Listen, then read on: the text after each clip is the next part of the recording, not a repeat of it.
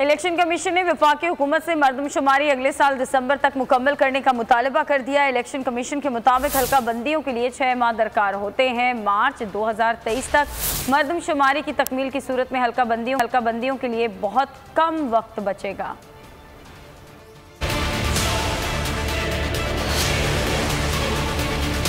नई हल्का बंदियाँ करनी हैं, मरदमशुमारी जल्द अज जल्द कराई जाए। इलेक्शन कमीशन ने बड़ा मुतालबा कर दिया। ज़रा के मुताबिक इलेक्शन कमीशन ने वफाकी हुकूमत को खत लिख दिया, मुतालबा किया मरदमशुमारी दिसंबर 2022 तक मुकम्मल की जाए। खत के मुताबिक हुकूमत मरदमशुमारी की तकमील का वक्त मार्च 2023 बता रही है।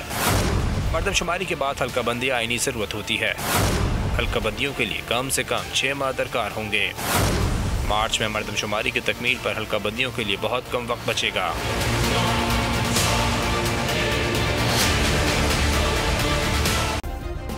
सब्सक्राइब करें और बेल दबाएं ताकि कोई खबर रह न जाए।